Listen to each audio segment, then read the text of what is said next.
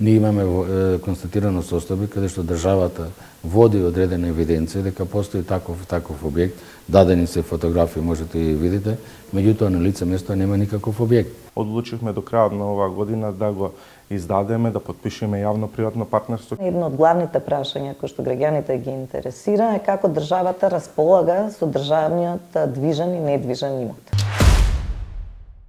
Руинирани државни вили, запуштени детски одморалишта, неиздадени деловни простори собираат прашина. 5 години под клуче и комплексот Македонско село. Државата не се грижи домаќински за својот имот, а тоа значи и помалку пари во буџетот.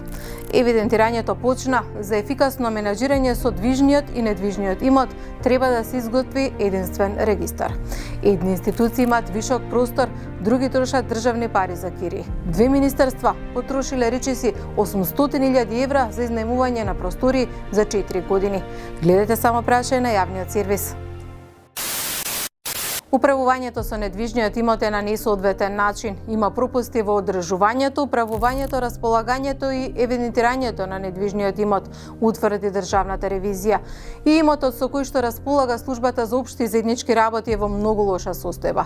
Руиниран, имотно правно несреден, за реновирање се и државните вили во Охрид и во Скопје. Невладините бараат поголема транспарентност и податоци отворени за јавноста. Као оној дел кој што јас го знам и сум запознаен околу недвижниот имот, конкретно околу зградите и имотот со кој што располага службата за општи и заеднички работи, можам да кажам дека имотот е во многу лоша состојба, руиниран, несреден имотно правно, замислете, државата има несреден имотно правно имот, со кој што ние се земавме обврска, ќе го решиме тоа до крајот на оваа година, имотот ќе го препишеме дали на Република Македонија, дали на службата, независно, меѓутоа да има точно да се знае чив и во чива собственост е имотот и ќе отпочнеме од 2025 заклучно со новиот буџет, негово реновирање, реставрирање, можеби продажба, можеби реиздавање, но тој имот да биде во функција да не остане вака во оваа кондиција во која што е сега во моментот.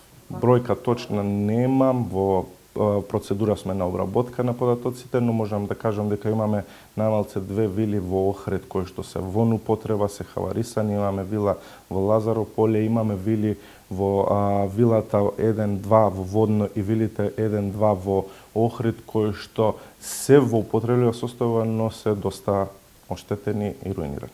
Ако и погледнете состојбите кои што ги даваме во самиот конечен извештај, самото прашање кое што се е поставено од страна на ревизорскиот тим, дали надлежните институции управуваат и стопанисуваат со државниот недвижен имот, деловни и стамбени објекти на државата на ефикасен начин, и ако погледнете заклучокот кој што го даваат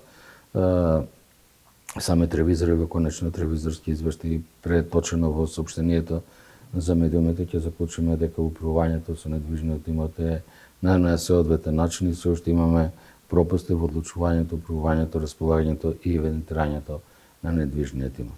Мора да се вложува во сето тоа, меѓутоа од она што го констатиравме во ревизијата, констатиравме дека во последните неколку години најголемиот обем на средства кои што се издвојуваат средствата во суштина не им е плате, многу помалку за инвестициони вложувања. Еве пред многу години, некаде 2015 година, почнавме една иницијатива околу тоа што бараат граѓаните, што сакаат да знаат граѓаните од централните и локалните власти. И додека интензивно работевме на терен, едно од главните прашања кои што граѓаните ги интересира е како државата располага со државниот движен и недвижен имот. Оваа иницијатива во комбинација со една иницијатива за отворени податоци, односно на кој начин може да бидат подостапни овие податоци, почнавме да ги гледаме примерите од други земји за тоа како државата управува со овој движен и недвижен имот и заклучивме дека многу е важно да овие податоци бидат транспарентни и отворени на јавноста. Првенот причина што ја зголемува довербата, ја зголемува довербата дека владата и институциите добро управуваат со движниот и недвижен имот, понатаму влие врз економскиот потенцијал. Од СОЗР најавуваат и регистар за службените возила, според кој ќе може да се провери дали се злоупотребуваат за приватни цели. Сите државни и општински возила треба да добијат таблички во друга боја за да се разликуваат од приватните. Невладините задоволни што процесот мрднал од мртва точка. Од државната ревизија укажуваат повеќе внимание да се обрне на недвижниот имот. Треба да се направи еден централизиран софтвер каде што сите возила ќе се споредат, па ќе утврдиме која е точно бројката. Она што можам да окажам за државни возила е околу 6 до 6.500 возила и со тоа можам да кажам дека тие сите 6.500 возила ќе добијат за 3 месеци од денеска специјални таблици, односно таблици во боја и со тоа ќе се намали, односно ќе се искорени злоупотребата на тие возила. До сега не стигнало ништо кај мене, како институција зборам, не стигнало ништо во тој дел за злоупотреба на возила, но тоа постојано брои во јавноста дека се злоупотребуваат возилата, дали тоа е за приватни цели, дали за партиски цели, и заради тој проблем кој што го слушаме во јавноста, ние одлучивме да направиме таков регистар и таков правилник за возила каде што ќе бидат обележани.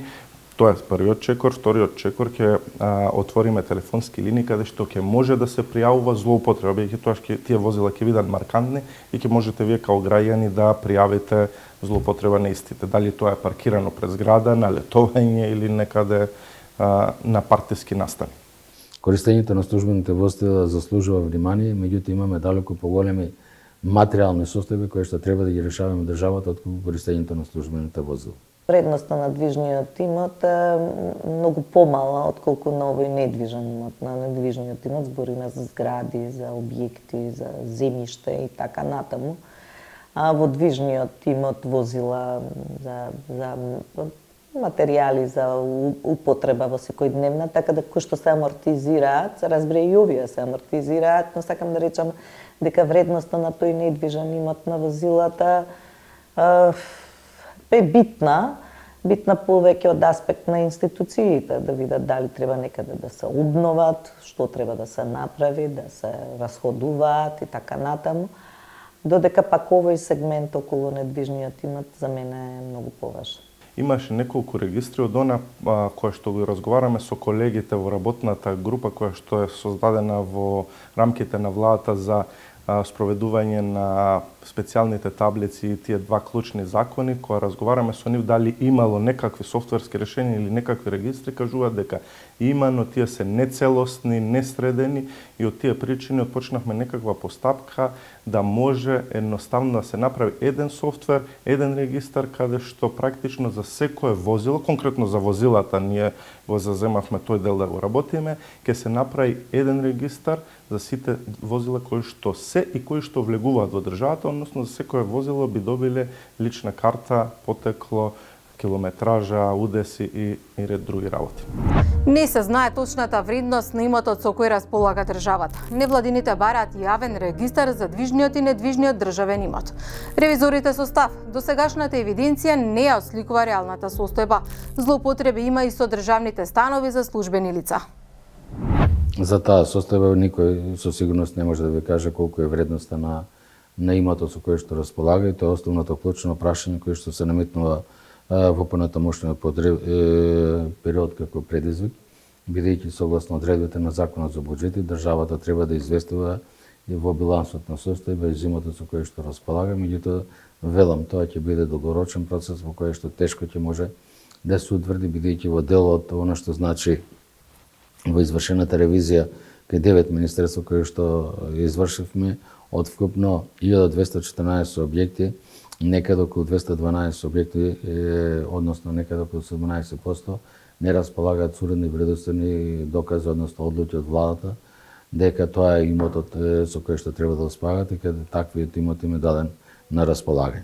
Уште неколку истражувања правевме кои што ми беа интересни, например, тоа е како низ годините собственоста се трансферирала од едни на други во однос на државниот имот. Например, ако се сеќавате на работничките универзитети кои што ги имавме, например, многу е интересно да се види како управуваат локалните самоуправи со овој имот, бидејќи тоа е поприлично, бајаги локални самоуправи имаат ваков имот. ги имаат работничките универзитети, како стопанисуваат, тоа е битно да биде на таа листа подпишана. Понатаму се сеќавам дека работевме на едно истражување околу пензионерските домови. Пензионерските домови, и во тоа време постоеше една голема неусогласеност кому припаѓаат тие пензионерски домови, дали на Сдруженијата на пензионери или тоа е државна собственост која е дадена само на управување на Сдруженијата за пензионери. Тоа е едно нерегулирано прашање. Имаме состави каде што имаме неречистено правни работи, потоа имаме состави во кои што државата нема информации за собственоста своја, а кога веќе немате информации за собственоста, имаме латентна можност дека имаме и несоодветно користење. Меѓутоа, ако ме прашувате за начинот на користење на стамбениот простор што е во собственост на државата, тогаш со право ќе ви кажеме дека има 33 лица кои што користат неосновано, а тоа се во однос на службени лица кои што користат државни станови. Едни имаат вишок простори, други изнаемуваат. Две министерства потрошиле над 700.000 евра за изнаемување на простории за 4 години. Во ситуација кога речиси половина министерства или 43% имаат вишок простории и државни објекти кои се изјасниле дека не ги користат. Податоците на ДЗР покажуваат дека министерствата користат 1214 државни објекти, од кои 1/6 или 212 објекти ги користат бесправно, односно без одлука на владата. Планираме, веќе сме почнати во постапка го решиме. Со информација на влада јас поставив, побарав барање од сите државни институции да ми достават информација со каков канцелариски простор располагаат, негова исполнетост. Практично можам да кажам дека во 90% од случаевите фали канцелариски простор. И тоа знам зашто. Ние стара комерцијална банка е во наша собственост, која што беше неодамно опожарена, па објавен е тендер, се работи на неа, малце ние притиснахме побрзо да ја изведиме таа работа. Со тоа сметам дека кога би ги сместиле сите институции кои што се расплинети на различни локации на едно место, ќе ни се ослободат простори кои што се, као да речеме, во нашата зграда има користење на простории од Министерство за економски прашања, кој што треба да се врати, па тука ќе се ослободи за Факултетот за драмска уметност простории и оние институции кои што вршат закуп ќе добијат простор таму да не правиме штета на буџетот кога веќе си имаме наши згради. Ако ги погледнете податоците во кои што ги презентираме, ќе констатираме дека во преходниот период дека 3 министерства располагаат со објекти кои што не ги користат, а додека 4 министерства искажале дека имаат потреба од дополнителен простор. Но ако ги анализираме податоците кои што за 5 години се платени на одредени сопствени кои што имаат деловен простор за изнаемување на овие министерства, ќе констатираме дека некаде околу 789.000 евра се платени за 5 години на емитирање, што укажува дека имаме едно состојба во кое што од една страна одредени министерства имаат повеќе деловен простор кој што не им треба, одредени министерства имаат потреба, а немаат деловен простор, а во исто време ние ангажираме, односно поборуваме деловен простор други приватни правни субјекти за кои што одлеваат средства на нашите даночни обврзници. Бројни институции чекаат повеќе од 10 години решавање на нивниот правен статус и решение за легализација. Државната ревизија со забелешка отсуствуваат одредени потребни информации за соодветно евидентирање на имотот, неопходна е поголема комуникација меѓу институциите. Мора да има соодветна комуникација, синхронизација и во начинот на управување, и во начинот на мониторинг, и во начинот на подготвување на актите кои што ги донесува државата. Ако погледнете во однос на оно што сме утврдиле како состави во самиот конечен ревизорски извештај, ќе видите дека одредени одлуки кои што се носи на надлежните органи не соодветствуваат и ги немаат потребните информации за да можат крајните корисници, односно корисниците кои што им е дадено на времено или трајно користење да ги воведат во евиденција со тоа да го запишат своето право. Тоа е првата работа. Втората работа, мора да имаме стратегија за начинот на постапување. Трета работа, мора да имаме нормална комуникација помеѓу надлежните институции со цел на време да се известува за одредени промени, а со тоа и соодветно евидентирање на имотот. Ние имаме констатирано состојби каде што државата води одредена евиденција дека постои таков објект, дадени се фотографии, можете и видите, меѓутоа на лице место нема никаков објект. Така да тоа е суштината во која што кажува дека имаме отсуство на одредени потребни информации за надлежните органи да соодветно постапуваат. Кога немате ни соодветна комуникација, тогаш не можете да донесете ни соодветна одлука, ниту пак да имате добра координација. Државата бележи загуби со неработењето на комплексот Македонско село. Се градеше и почна со работа кога Никола Груевски беше премиер. Беше затворен во време кога Зоран Заев раководеше со македонската влада. Досега имаше неколку неуспешни обиди за негово рестартирање. Во 2020 година техничкиот премиер Оливер Спасовски најави формирање стартап село, но и тоа не заживеа. Вратата на комплексот беше отклучена за екипата на Само Прашај, но дали наскоро ќе биде отворена и за домашните гости, но и за странските туристи. Од СОЗР се оптимисти дека тоа ќе се случи во мај идната година.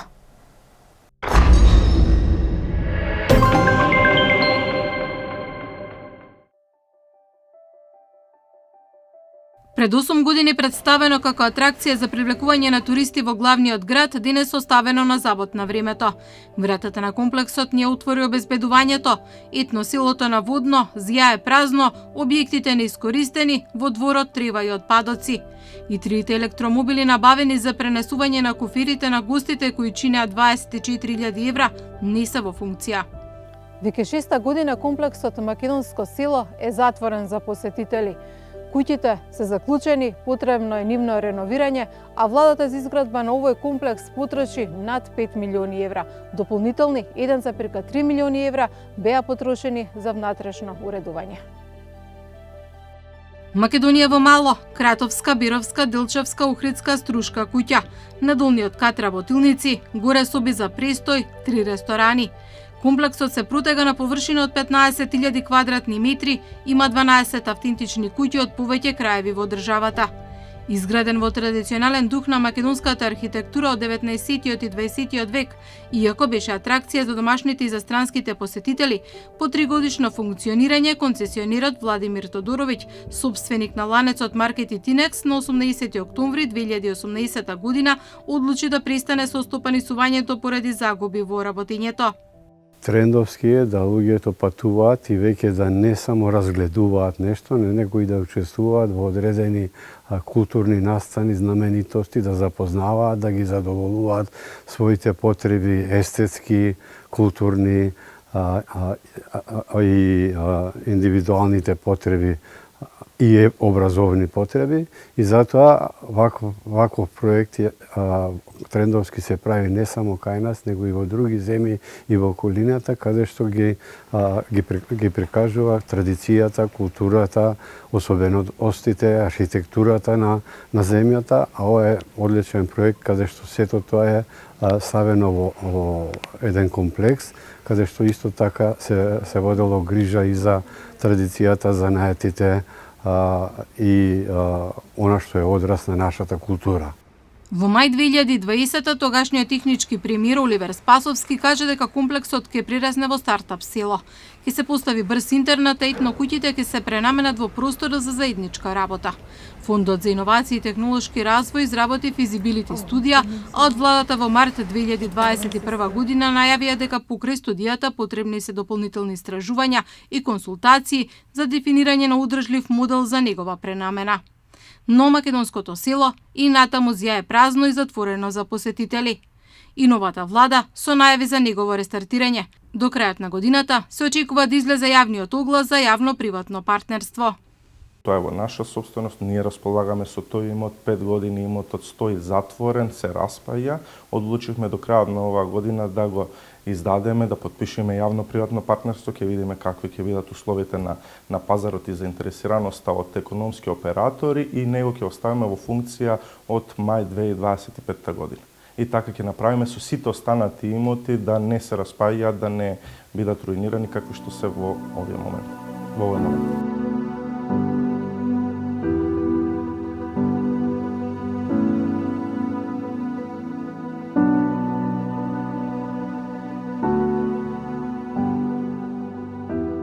реално не треба да се инвестира многу. Моментално ние имаме таму овластени државни проценители да утврдат какви се штетите од овој период додека било затворено 5 години, да видиме дали нешто треба да се реагира од страна на државата или може би ако се мали корекции ќе го оставиме тоа да го средат економските оператори кои ќе бидат заинтересирани. Од она што јас на прв поглед можев да го видам, пломбирани вили, пломбирани ресторани, не знаеме внатре со што располагаат.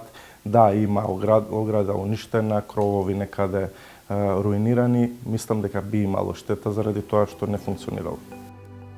Експертите со предлози за одржливо работење на комплексот потребни се системски промени и финансиска поддршка од државата. Мора да се направи програма како ќе функционира целиот комплекс и да биде функционален, но мора да се најде начин да има поголем пристап практички и афирмирање на објектот. Таму каде што е собственик државата мора да предвиди одредени олеснувања за да вакви или други објекти, не само овие и други иницијативи заживеат, да има одредени олеснувања, одредени субвенции, намалување на давачки, одреден период за стимулација, за да луѓето се одлучат и да најдат интерес во тоа што би го работели. Не стана стартап село, но дали ќе ги врати туристите ќе дознаеме по нова година. До тогаш и овој државен имот останува неискористен, а со тоа пократка останува и државната каса.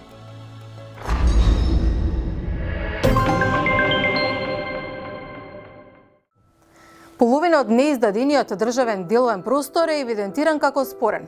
Ниту се издава, ниту се продава, само собира прашина. Причина – нерешени имотно-правни состојби, незаконско користење, урнати или руинирани објекти. Неговата неискористеност значи и помалку пари во буџетот. Акционерското друштво за изработка и стопанисување стамбен и деловен простор располага некаде околу 1163 деловни објекти, од кои 51% не се издадени. Зошто не се издадени? Поради тоа што имаат некаде околу половина од тие објекти имаат спорни состојбена сопственост, односно се уште се води одредена постапка за докажување на постапката и така да тоа упатува на несоодветно располагање со потребните информации и недоволно водење грижа за начинот на постапување. Во Британија, например, кога имате интерактивна платформа каде што можете да видите со кој имот располага државата и од тука можат бизнисите и економијата да добие своји идеи како може определени згради кои што не се употребуваат да се пренаменат. Кај нас, кога се обидовме да видиме на кој начин државата води евиденција со овој имот, со движниот и недвижниот имот, не можевме да најдеме никакви регистри. Неколку пати посочувавме, јавно говоревме, дел од нашите истражувања ги поднесовме до министерствата, до одговорните институции и на крај во 2023 година поднесовме иницијатива до Државниот завод за ревизија. Нормално дека во рамките на акционерското друштво за стопанисување со стамбен и деловен простор и акционерското друштво за стопанисување со деловен простор има одредена евиденција, меѓутоа таа не е комплетна и не е ажурна, а додека согласно одредбите на Законот за користење и располагање со ствари во државна собственост и ствари во општинска собственост, Агенцијата за катастар има врска да создаде одреден регистар кој што за секој правен субјект треба да создаде единствен идентификационен број, меѓутоа се уште за одредени акционерски друштва кои што се во собственост на државата тоа не е направено, така што целата таа активност е комплексен процес и верувам дека ќе трае подолг временски период. Ако тоа се отвори како во форма на отворен податок и граѓаните ќе можат полесно да се информираат кои се тие објекти кои што се во државна собственост, па и да видат во каква состојба се, бидејќи дел од нив и ние не можеме ни да ги препознаеме. Понатаму, доколку владата оди во понатамошни чекори, а тоа е да се одлучи што ќе се прави со тој имот кој што е можеби изабен од времето, ќе биде добро да и тој процес биде транспарентен. И тоа се тие чекори на кои што на граѓаните им се враќа довербата во институциите, не е се зацкриено, не се доделуваат земјишта и објекти само во тесни кулуари, туку напротив, тој процес е транспарентен, може било кој бизнис, било која заинтересирана страна да се јави, да се обрати, да даде предлози како да се реставрираат тие објекти или како да се искористат за која намена, така да отвара многу потенцијал. Отвара и потенцијал за економијата, веќе ви реков. Работната група почна со состаноци, се очекуваат резултати. Според надлежните, евиденцијата треба да заврши конкретно идната година. Како што секој граѓанин се грижи за својот имот, така и државата треба да води грижа за државниот имот.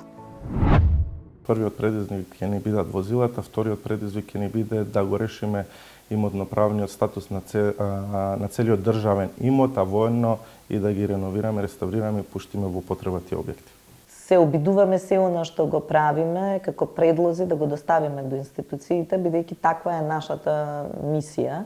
Сакаме да придонесеме кон некакви општествени, позитивни општествени промени и сметаме дека ова е еден од начините да не биде само низ критика дали институциите го прават или не го прават тоа, туку преку примери на кој начин може да ги подобриме овие процеси. Се радувам, ова беше само иницијатива и еве велам сега, пријатно сум изненадена дека се формира ваква група и дека ќе се попише недвижниот имот. Дали се преземало во преходниот период и дали тоа е доволно што се преземало? Самиот закон кажува дека не било доволно што се преземало во преходниот период. Дали се презема сега во текущиот период? Имаме конкретна реакција од владата нашата држава, каде што има записник на владата држава на 27 август, ако не грешам. Имаме решение за формирање на работната група. Започна работната група да работи, да ја видиме очекуваните резултати. Лично сметам дека како секоја индивидуа која што во суштина води грижа за својот имот, така и државата треба да води грижа за својот имот, бидејќи ако не водиме грижа за имотот, тогаш не може да очекуваме и позитивни ефекти од начинот на управување со имотот. Вие бевте со уште едно издание на емисијата Само прашај. Ви благодарам што не следевте, подготвуваме нови теми што ќе го задржат вашето внимание.